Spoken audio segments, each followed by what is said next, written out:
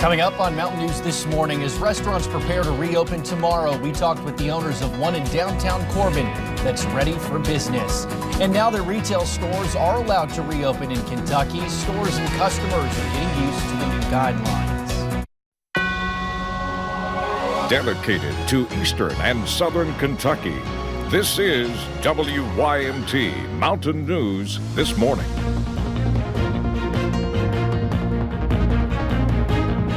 Good morning. It is 5 o'clock on the dot on this Thursday, May the 21st. I'm Will Puckett. Thank you for tuning in to Mountain News this morning. Many of us saw an overcast day yesterday. Some of us saw rain, and some might have even seen some peaks of sunshine and blue skies. Let's bring Brandon in this morning to give us a breakdown of what to expect on this Friday Eve. Brandon, good morning.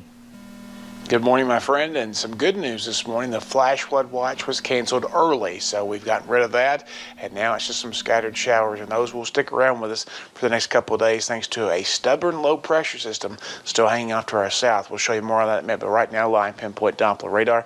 Not a lot to scan right now. It was coming down pretty good when I first got up about 1 o'clock, but things have kind of calmed down in the overnight hours, and we're going to continue to see that trend for a little while today. We take a look at your temperatures. They're pretty cool this morning. We're looking at 50s across the board in most areas there. We're looking at one of the cooler spots is Williamsburg at 50. Everybody else between 52 and 55 this morning. We take a look at the out the door forecast, and again, no major issues for you there. We're going to continue to see, again, the possibility for some scattered showers and an overcast day overall, but overall today, it's just that dreary overcast skies. But like yesterday, we could see a few peaks of sunshine at times. Will? All righty, Brandon, thank you. Well, Governor Andy Beshear announced 166 new cases and 10 new deaths during last night's COVID-19 briefing. That brings the Commonwealth's total to 8,167 cases. 376 people have died so far. Almost 3,000 have recovered. Meanwhile, drive-through testing in Bell County started yesterday at the Pineville Community Health Center, and there are available spots to get tested. The testing comes less than 1 week after the first case was announced in the county. Testing is open from 11 a.m. to 5 p.m. Monday and Friday, and 10 a.m. to 2 p.m. on Saturdays. Staff say the results are back in 4 days or less. They add widespread testing is important, and to get tested whether or not you are showing symptoms. The nurse will walk out to your vehicle, explain the procedure. We will verify name, date of birth, explain the procedure. The whole procedure will last about 10 seconds or less. Testing is by appointment, so you have to call ahead. You do not have to pay anything for testing. Your insurance is billed.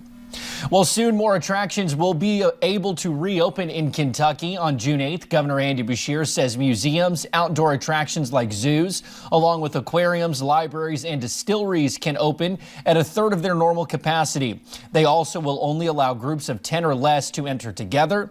The governor has talked about a gradual reopening for daycares. He is expected to lay out specific guidelines for how that would work later this week. Well, retail shops are allowed to open as of yesterday, and stores and customers are getting used to the new guidelines. The Middlesboro Mall opened its doors at 10 a.m. yesterday morning. They are required to keep the mall at 33% capacity. Maintenance is constantly walking around to make sure people are following the social distancing guidelines and making sure everything is clean. Many shoppers stopped by on the reopening day, excited to be able to buy new shoes and get some summer clothes. But for some shoppers, it felt strange to be back in stores. It's not something that I've done in so long that you wouldn't think something as commonplace as shopping would ever become weird, but it definitely kind of has. The mall is welcome to mall walkers. Some stores such as JCPenney and Bath & Body Works, have not opened yet, and there is no word on when they will reopen. Well, Goodwill is joining the list of retailers opening this week. A lot of people stuck at home have been cleaning out their closets. Now Goodwill is accepting their donations. An important change they are making during the pandemic. All donated items will be sanitized before going out on the sales floor. There is also a list of guidelines workers are going to follow, including temperature checks before shifts and wearing masks and gloves.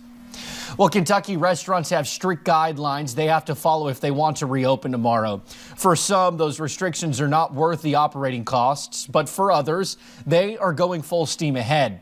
Shep's Place in Corbin was originally on one end of the spectrum and then changed course. Friday, they will open and welcome 28 customers at a time. Now they feel confident they can serve their customers and keep them safe. We as a business will be able to provide a safe experience for our customers and to also not just to actually make them safe, but also to make them feel safe, because perception is actually everything. And if someone doesn't feel safe at all, more than likely they may not come back.